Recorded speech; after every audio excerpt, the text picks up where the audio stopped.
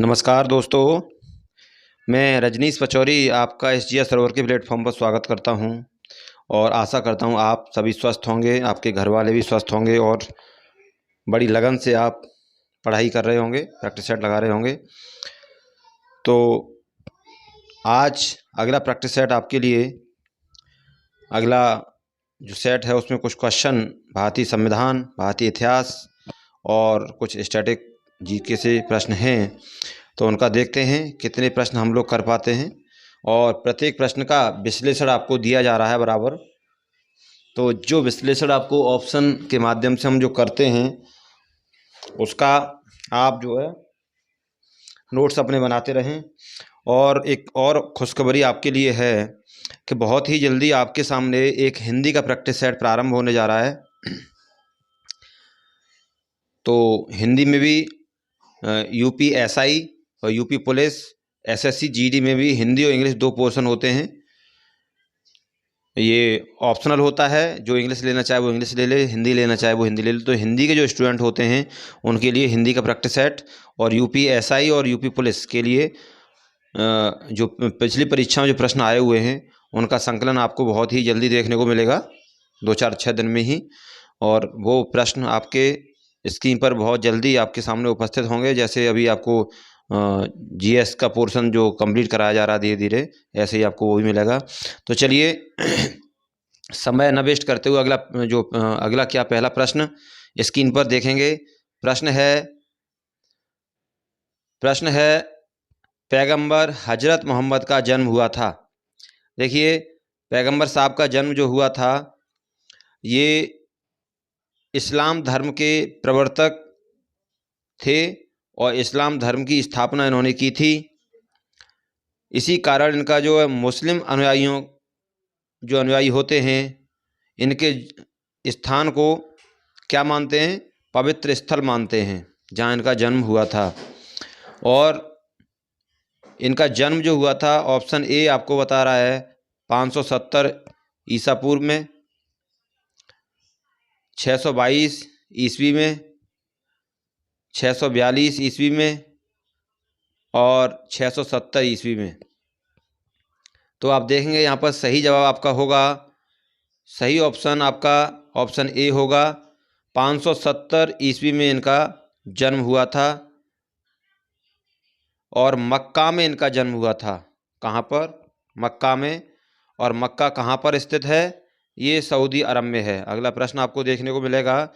और यहीं साथ साथ इनकी बात कर लेते हैं। इनकी जो मृत्यु हुई थी वो 632 ईस्वी में हुई थी। सॉरी, यहाँ पर ये ईस्वी लिख गया, 632 है ये, 632 ईस्वी में इनकी डेथ हुई थी और 570 ईस्वी में इनका जन्म हुआ था मक्का में। और मक्का कहाँ पर है? सऊदी अरब में। अगला प्रश्न देखते हैं स्क्रीन पर।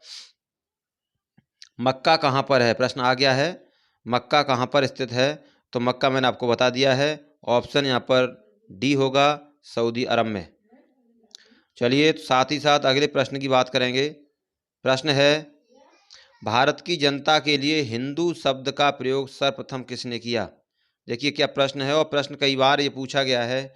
भारत की जनता के लिए हिंदू शब्द का प्रयोग सर्वप्रथम किसने किया?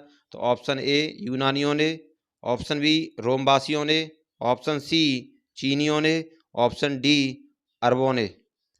तो देखिए, भारत के लिए वैसे मैं आपको बताऊंगा, भारत देश जो है हमारा, ये ऋग्वेद में भी ऐसा बताया जाता है। किसमें? ऋग्वेद में बताया जाता है।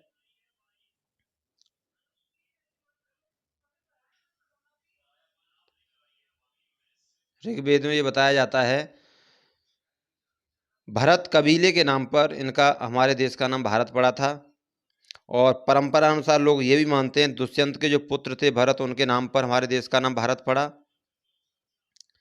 चलिए, तो आगे इसी कड़ी में आगे देखेंगे। ईरानी जो थे, ईरानियों ने हमारे देश को सबसे पहले, ईरानी यहाँ ऑप्शन में नहीं है, लेकिन ईरानी जो लोग थे, कौन? ईरानी। इन्होंने, आप देखेंगे ईरानियों ने हमारे देश को सबसे पहले क्या कहा था? हिंदुस्तान कहा था। क्या कहा था? हिंदुस्तान। ईरानियों ने हमारे देश को हिंदुस्तान कहा था। और यूनानी, इसमें ऑप्शन है ए, यूनानियों ने इसे इंडिया कहा था, हमारे देश को इंडिया। यानी भारत को इंडिया जो नाम दिया वो यूनानियों ने दिया, और भारत को हिंदुस्तान जो नाम दिया वो ईरानियों ने दिया, और चीनियों का यहाँ पर कोई खास रोल नहीं है, रोमवासियों का भी कोई रोल नहीं है। तो आप देखेंगे हिंदू जो शब्द दिया है वो हमें सर्वप्रथम किसने दिया, वो ऑप्शन यहाँ पर डी होगा, अरबवासियों ने। ऑप्शन डी, अरब के जो लोग थे, अरब जो यहाँ पर आए थे, उन्होंने हमें हिंदू कहा था, और ईरानियों ने हिंदुस्तान कहा था, और यूनानी जो थे, यूनानियों ने हमें इंडिया, हमारे देश को इंडिया कहा था। चलिए अगला प्रश्न है गजनी वंश का संस्थापक था। देखिए ये कितनी बार ये प्रश्न पूछा गया है, गजनी वंश का संस्थापक आपसे पूछा गया है, और मैं आपको थ्योरी की क्लास मैंने आपको कराई थी, उसके माध्यम से मैं आपको बता चुका हूँ गजनी वंश का संस्थापक कौन था। तो देखिए गजनी जो था, गजनी वंश का संस्थापक यहाँ पर option A Alptigin, option B Mohammad Mahmud Ghaznavi, option C Sabuktigin, और ऑप्शन डी मोहम्मद बिन कासिम। तो देखिए मैं आपको बता दूं यहाँ पर गजनी वंश का जो संस्थापक था, ऑप्शन ए यहाँ पर होगा अलप्तगीन। अलप्तगीन ने गजनी वंश की स्थापना की थी, और गजनी वंश को आप साथ ही साथ देखेंगे यामिनी वंश भी कहते हैं। क्या कहते हैं? यामिनी वंश। गजनी वंश को ही यामिनी वंश कहते हैं। अलप्तगीन ने गजनी वंश की स्थापना की थी। और देखिए मैंने आपको बताया था, कुछ क्लास मैंने आपको इतिहास की कराई है। अलप्तगीन जो था वो अलप्तगीन कौन था? अलप्तगीन आप देखेंगे अब्दुल मलिक जो था उसका दास था, उसका गुलाम था अलप्तगीन। अब्दुल मलिक का गुलाम अलप्तगीन था। और यहाँ पर ऑप्शन सी जो लिखा हुआ है ये सुबुत्तगीन, ये अलप्तगीन का गुलाम था। यानी अलप्तगीन अब्दुल मलिक का दास था, ये अलप्तगीन अब्दुल मलिक का दास था, और इस अलप्तगीन का गुलाम था सुबुत्तगीन, और सुबुत्तगीन इसका दामाद भी था। सुबुत्तगीन अलप्तगीन का, इसका ए ऑप्शन जो है अलप्तगीन का सुबुत्तगीन दामाद, कौन? दामाद और गुलाम दोनों था। सुबुत्तगीन अलप्तगीन का दामाद व गुलाम दोनों था, और अलप्तगीन अब्दुल मलिक का गुलाम था, और सुबुत्तगीन का पुत्र था महमूद गजनवी। महमूद गजनवी सुबुत्तगीन का पुत्र था, ये मैंने आपको बताया। तो गजनी वंश का संस्थापक कौन था? अलप्तगीन था। और मोहम्मद बिन कासिम जो था, ये आपने देखा 712 में इसने भारत पर आक्रमण किया था अल हज्जाज के कहने पर, मोहम्मद बिन कासिम। चलिए इसे सिंध पर आक्रमण किया था और जजिया कर वहाँ लगाया था। वहाँ के शासक थे दाहिर सेन, उनको पराजित किया था और इसने विजय प्राप्त की थी। तो चलिए 712 में इसने भारत पर आक्रमण किया। तो या इस क्वेश्चन का सही जवाब ऑप्शन ए होगा। अगला प्रश्न देखते हैं। महमूद गजनवी का दरबारी इतिहासकार था। महमूद गजनवी का दरबारी इतिहासकार कौन था? ऑप्शन ए आप देखेंगे Hasan Nizami, option B Utbi, option D Firdausi, option C Firdausi, option D Chandbardai. तो देखेंगे महमूद गजनवी वैसे महमूद गजनवी शिक्षित व्यक्ति था, और ये जो विद्वान जो होते थे, कलाकार जो होते थे, उनका बहुत सम्मान वैसे करता था। ये इसने भारत पर आक्रमण किया था, और इसका दरबारी इतिहासकार जो था वो ऑप्शन बी होगा, उतबी था इसका दरबारी इतिहासकार। और इतिहासकार के साथ साथ ये लेखक था, तो इसने किताब उल यामिनी लिखी थी। क्या लिखी थी? किताब, किसने? उतबी ने। किताब उल यामिनी, किताब उल यामिनी किसने लिखी थी? उतबी ने।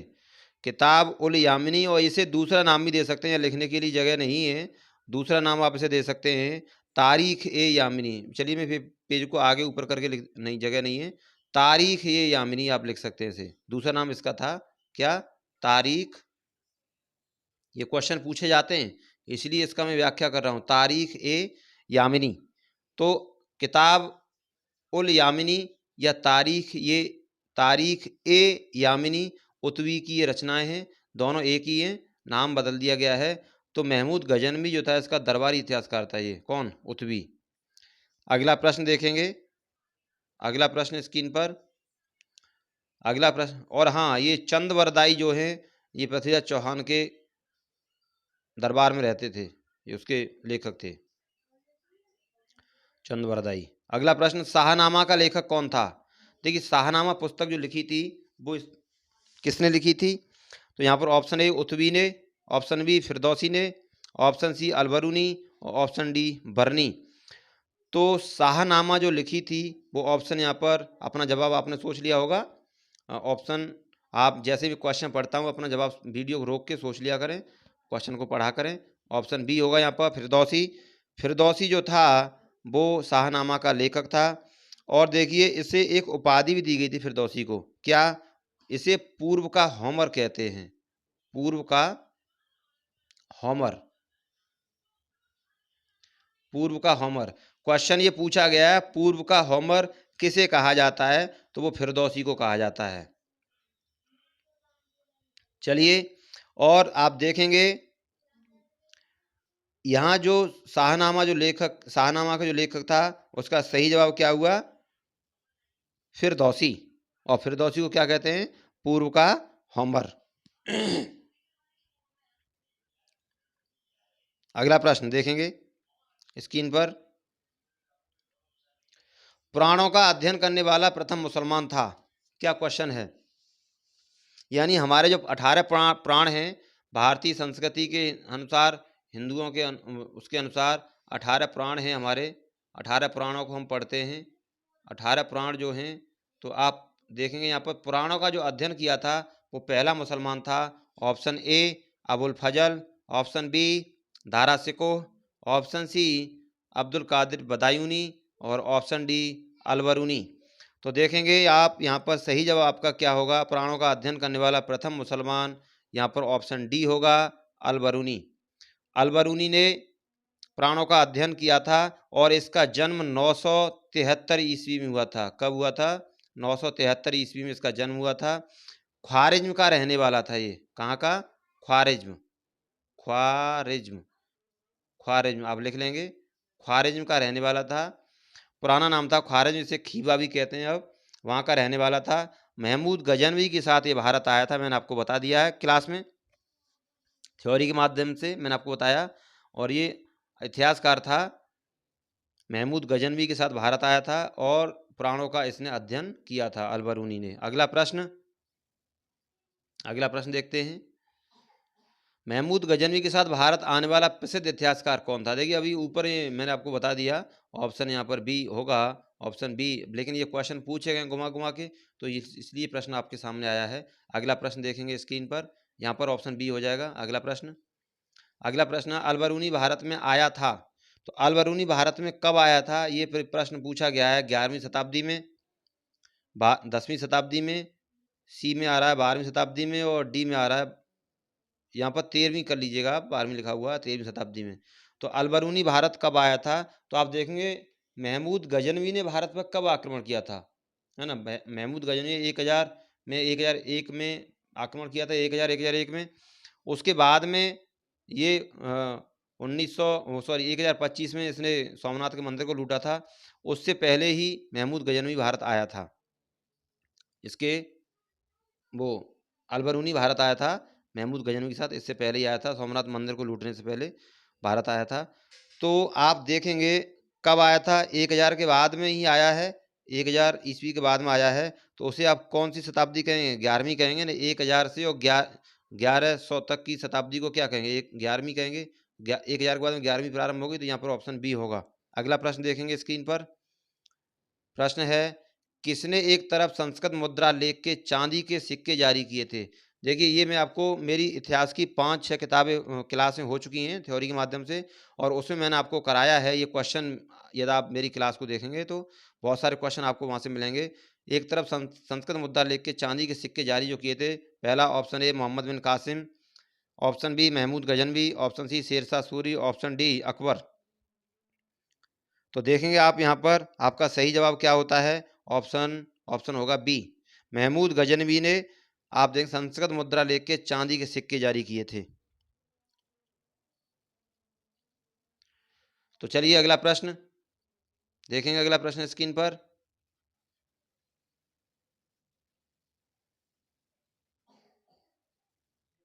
प्रश्न है, भारतीय संविधान में मान्यता प्राप्त भाषाओं की संख्या है। देखिए भारतीय संविधान में मान्यता प्राप्त भाषाएं कितनी हैं ये आप देखेंगे। तो भारत का संविधान जब बनकर तैयार हुआ और जब स्वीकार किया गया उस समय भारतीय संविधान में 14 भाषाएं थीं। कितनी थीं? 14 थीं। और आपने मेरी वीडियो देखी होगी तो मैंने ये सारा क्वेश्चन आपको ट्रिक के माध्यम से ही बताया है कि भारतीय संविधान में कितनी भाषाएं बाद में जोड़ी गईं। 14 भाषाएं थी। सिंधी, बाई मिस्टेक निकल गया मुँह से। कौन सी भाषा थी? सिंधी। सिंधी थी, कोंकणी नहीं, सिंधी थी। मैंने आपको ये क्लास में कराया है थ्योरी में। पहली 15वीं भाषा सिंधी थी और उसके बाद में 3 भाषाएं जोड़ी गई थी। कामना ट्रिक मैंने आपको बताई थी, कामना, कोंकणी, मणिपुरी और नेपाली। कामना ट्रिक थी। ट्रिक है कामना, कामना, ये मैंने अपने आप ट्रिक बनाई है। का से कोंकणी, माँ से मणिपुरी, ना से नेपाली, ये जोड़ी गई थी बाद में। और फिर उसके बाद में मैंने आपको ट्रिक बताई थी बड़ी मौसी या बोड मास। बोड मास, बोड मास कह दो या बड़ी मौसी कह दो। बो से बोडो, डो से डोगरी, माँ से मैथिली और सा से संथाली। तो ये 4 भाषाएं बाद में जोड़ी गई। तो कुल मिलाकर यहाँ पर सही ऑप्शन होगा बी। आपके संविधान में इस समय 22 भाषाएं हैं। चलिए अगला प्रश्न स्क्रीन पर देखते हैं। अगला प्रश्न है आपके लिए, वह राज्य जहाँ विधान परिषद नहीं है। ये भी मैं आपको करा चुका हूँ। एक ट्रिक मैंने आपको कराई है विधान परिषद को याद करने की। KUMBAT, KUMBAT। के से कर्नाटक, यू से उत्तर प्रदेश, एम से महाराष्ट्र, बी से बिहार, ए से आंध्र प्रदेश और टी से तेलंगाना। तो ये 6 राज्य हैं जहाँ पर विधान परिषद है। अब आप देख सकते हैं इस ट्रिक के माध्यम से, वह राज्य जहाँ विधान परिषद नहीं, तो उत्तर प्रदेश भी है, कर्नाटक भी है, महाराष्ट्र भी है। तो यहाँ पर नाम किसका नहीं आ रहा? राजस्थान का। तो राजस्थान में कोई विधान परिषद नहीं है। अगला प्रश्न देखते हैं स्क्रीन पर। प्रश्न है, राज्य विधानसभा के सदस्यों की अधिकतम निर्धारित संख्या है। राज्य विधानसभा में अधिकतम निर्धारित संख्या कितनी हो सकती है? अपना जवाब सोचें। मैं आपको 5 सेकंड का यहाँ पर समय देता हूँ।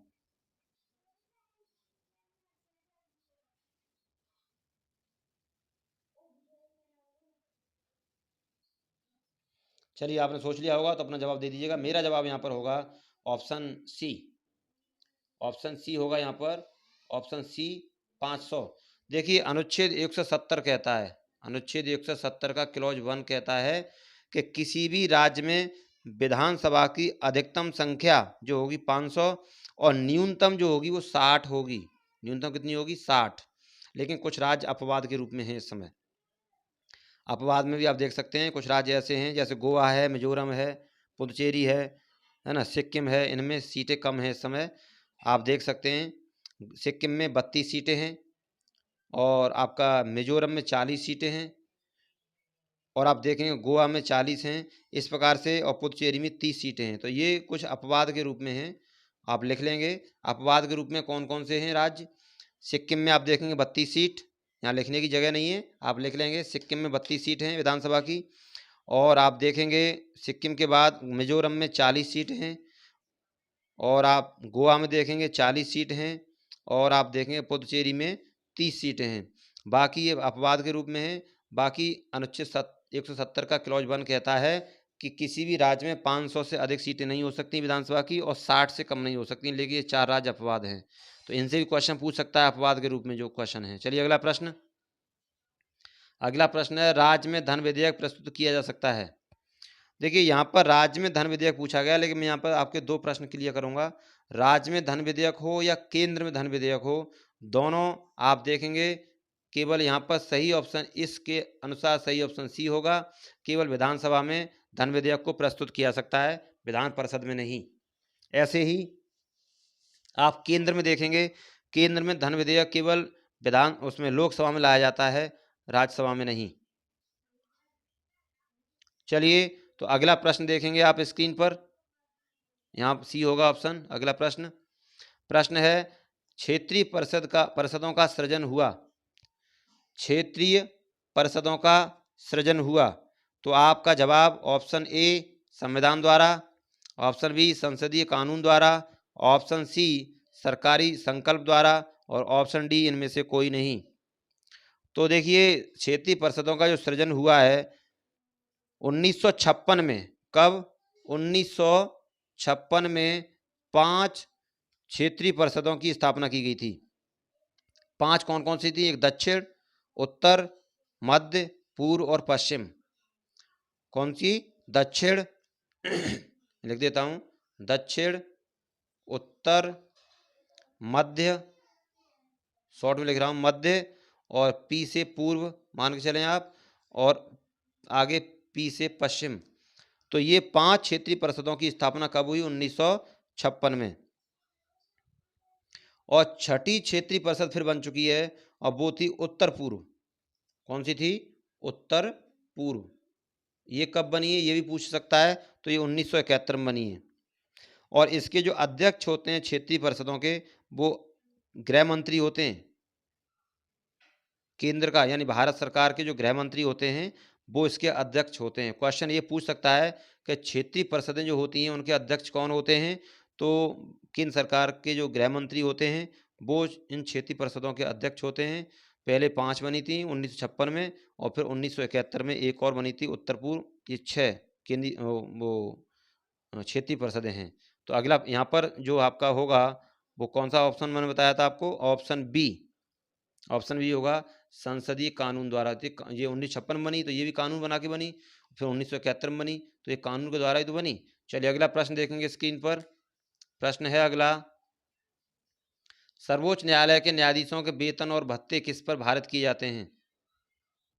सर्वोच्च न्यायालय के न्यायाधीशों के वेतन और भत्ते किस पर भारित किए जाते हैं? ऑप्शन ए भारतीय रिजर्व बैंक पर, ऑप्शन बी वित्त आयोग पर, ऑप्शन सी आप देखेंगे भारत की संचित निधि पर, और ऑप्शन डी इनमें से कोई नहीं।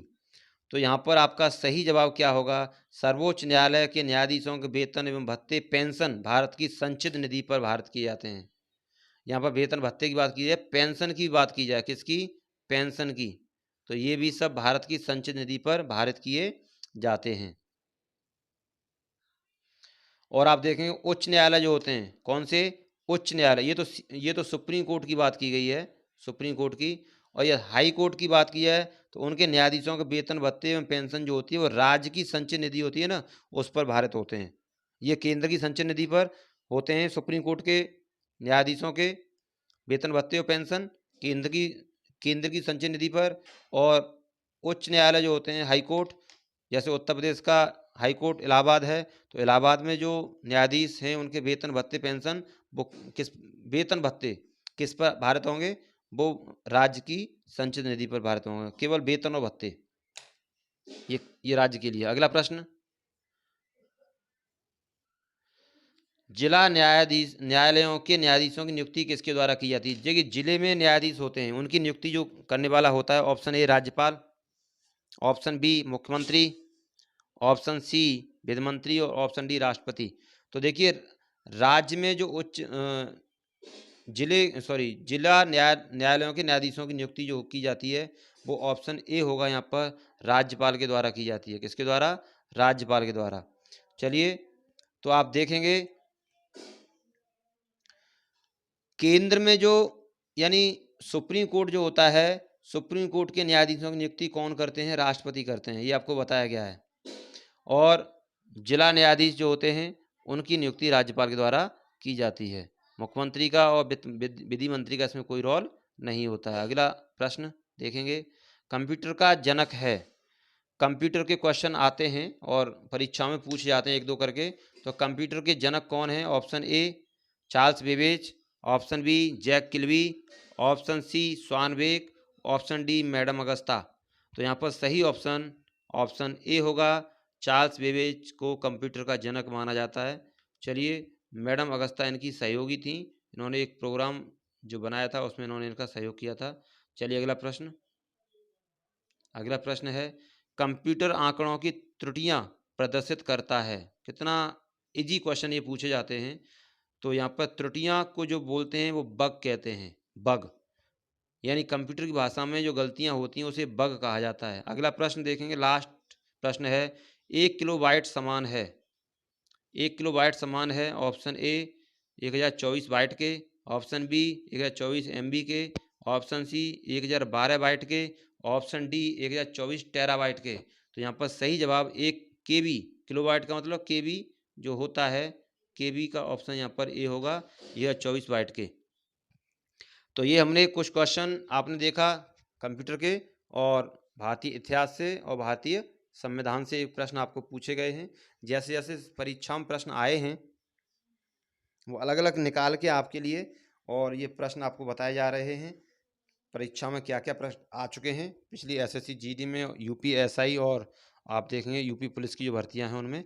तो चलिए प्रैक्टिस सेट को लगाइए और कमेंट के माध्यम से बताइए आपके कितने प्रश्न यहाँ पर सही होते हैं और कितने गलत होते हैं। यदि गलत होते हैं तो फिर दोबारा प्रैक्टिस करिए, सेट को फिर लगाइए और देखिए गलती कहाँ पर हुई है हमारी, क्यों गलती हुई है, और उसे दोबारा फिर से रिवाइज कीजिए। चलिए आज के लिए इतना काफ़ी है। आपकी शुभकामनाओं के साथ आपके लिए, आप इस प्रैक्टिस सेट के माध्यम से आपको मुकाम हासिल हो, आप अपनी मंजिल तक पहुँचें, बस यही हमारी कामना है।